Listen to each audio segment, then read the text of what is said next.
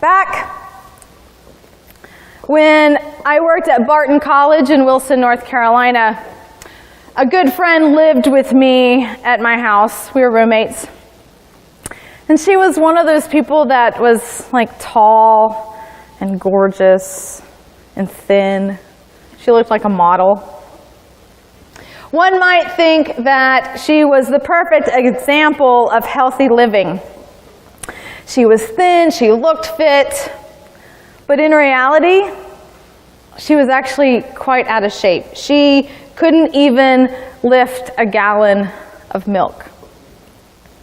Sometimes things aren't always as they appear. We all know that couple whose relationships look so perfect and pristine. Perfect family pictures. The couple looks so in love, at least on social media or at work or at church. And then you're shocked when you find out that they're getting divorced. And you're like, what happened? They look so in love. Sometimes things aren't always as they appear. Remember about 10 years ago when the economy was strong and lots of houses were being built and lots of people were buying, and then everything came crashing down? And that big housing bust? Sometimes things aren't as always as they appear. Israel seems to be flourishing. The economy is prospering, at least for some. The king maintains law and order, however skewed to the rich and the powerful. Worship attendance at the king's house of worship is really high. And the prophet Amos, however, shatters this veneer of prosperity and religiosity. If you look deeply into the society and system, all God sees is death, as the prophet Amos points out. Sometimes things aren't always as they appear. Amos begins chapter 5 with the prophet singing a mournful funeral dirge, a lamentation for one already dead. Fallen no more to rise is maiden Israel, forsaken on her land with no one to raise her up. The funeral is not for a person, but for Israel. We should take a moment to acquaint ourselves with the terrain of Amos. As we acknowledged a few weeks ago the 500th anniversary of the Protestant Reformation, there was also a Reformation in the Old Testament. And the prophets were part of the Reform movement in Israel. Now Amos is a shepherd, a working class, tree trimming kind of guy. He works with his hands in the fields. He has calluses. I imagine that he probably never thought that he would be called to be a prophet. He's not on any sort of ordination track. He's totally off the beaten path. Amos is from the southern kingdom of Judah, and he's sent to the northern kingdom of Israel. Amos is a voice from the outside. He's pushing the boundaries. The kind of pushing that makes you want to respond with, what gives you the right? You're not from here. You're not from these parts. Go back home. He's a prophet that brings perspective and calls for a waking up of how others are seeing Israel. And that calls attention to how God might also be seeing Israel. As one theologian puts it, if you like Amos, then you don't understand him. So God is speaking through Amos about their worship. In short, God is not pleased with Israel's worship, simply because their worship is not authentic. While Israel looks like it's prosperous, it is spiritually dead. And Amos is pointing out that authentic worship is about justice and righteousness. And that is not all what is going on. And so Israel is clearly headed for the inevitable death. We often talk a lot about justice in our world. In our modern times, we talk about concepts of human rights and equality and understanding. We understand justice as a way in which human rights are manifested in everyday lives of people at every level of society. Therefore, the absence of that is unjust. But what in Amos's time would be cited as the injustices going on? What are the transgressions of Israel that would force such a reaction from God? Well, if you look in the scriptures, it cites that Israel's forcing people into slavery for a very small debt. They aren't caring for their poor and afflicted. They are exploiting women. They lay themselves down next to the altar on a poor person's cloak. And the money that they collect from the poor and fines, they use to buy wine.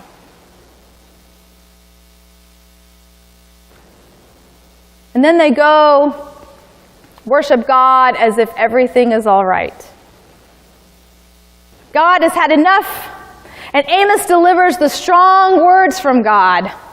I hate and despise your festivals, and I take no delight in your solemn assemblies. Even though you offer me burnt offerings and grain offerings, I will not accept them. And their offerings of well-being of your fatted animals, I will not look upon. Take away from me the noise of your songs. I will not listen to the melody of your harps. Seeking God is not just about worship. It's not just about showing off your best new clothes. It's not about making a social appearance. Authentic worship, according to Amos, is about seeking justice and righteousness. And for Amos, as he points out, that means paying attention to what's happening outside the gate. The city gate was the area just inside the main entrance of the walled city. It was a public gathering place for all kinds of hearings and disputes. And God was very interested in what was happening in the gate, because it was a key public arena for negotiating fairness and compassion and social order in accord with the values, nature, and history of God and God's people. The Torah reminded Israel that God takes no bribe, executes justice for orphan and the widow, and loves the strangers. Israel was to be a mirror of God's justice in its own life and social relationships. What was happening outside the gate was not just as important, but more important than what was happening inside the walls of worship. True worship should profoundly influence what God's people do during the rest of the week. There is a Buddhist koan. A koan is a type of riddle that helps one think theologically, so to speak. And the koan goes like this. One time there was a monk working to reach enlightenment. He was told to go climb high up on the mountain and to not come down until he reached that enlightenment. And so the monk traveled lightly, only taking a few provisions of food and clothing, but most importantly, taking the sacred scriptures for study. And he spent several months on top of that mountain meditating and reading the sacred scriptures. And the weather grew colder and colder. And he actually was on the brink of death. His food rations were nearly gone. His clothes were not enough to keep him warm during the cold nights. But he stayed, dedicated to his studies. He stayed on that mountain because he couldn't come down until he reached enlightenment. Then one day, he burned the scriptures, attained enlightenment, and came down off that mountain. One might find it completely offensive that he burned the sacred scriptures. But in the Buddhist practice of non-attachment, burning the scriptures was just what was needed to keep himself alive and to actually reach enlightenment. It wasn't the physical scriptures that mattered, it was the teachings contained in the scriptures that mattered. Sometimes we focus on the wrong things. We get attached to our side of things. We get attached to something, to the way something has always been done. Consider the refugee crisis. Over 1 million people are fleeing from Syria and Afghanistan, Palestine, Somalia, South Sudan, seeking asylum in Europe because of extreme crisis, right? War, economic, Islamic militants. Now, such an influx of people into a country can most definitely cause things to be unbalanced. Where do people go? How do you provide for them? Who is responsible for them? Whose responsibility is it to take care of them? Culture starts to even change and shift. And countries were deeply divided on this issue. Many people saying, no more. Shut the borders. This issue was considered to be even one of the main reasons why the UK separated from the European Union. And the refugee crisis is a definite concern. It is an issue. But somewhere we forgot to look past our own borders, our own gate. We often forget to exercise empathy and compassion and asking ourselves, what would it take for you to leave your own country? To leave everything to flee? How bad would things have to be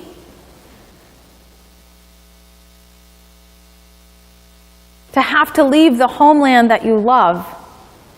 How many bombs would have to hit your home, terrifying your children before you made the heart-wrenching decision to pack what you could in a bag and leave everything? We get so caught up in the argument of things that we forget that these terrified asylum seekers are human and that they're children of God.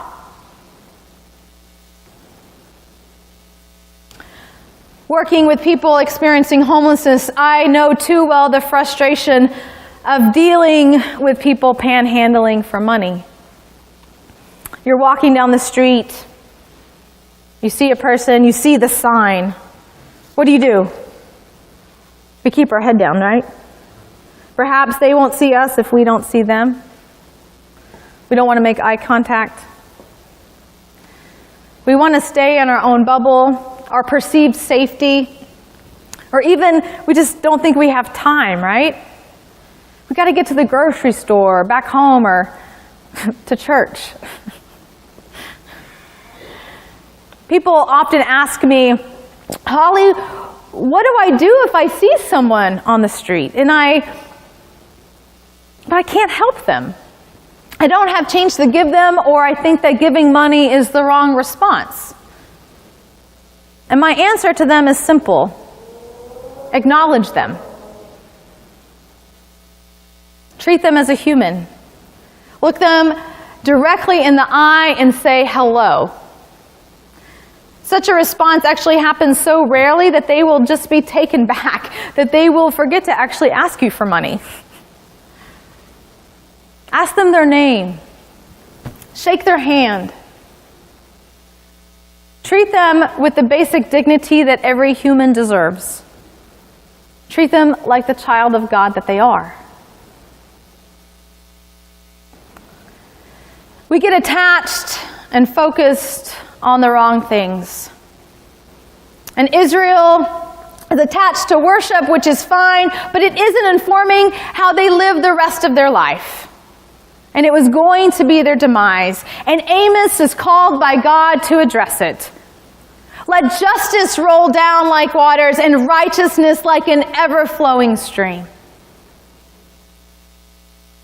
I don't know about you, but I can't hear Amos's words without also conjuring up the image of Martin Luther King Jr. giving his I Have a Dream speech.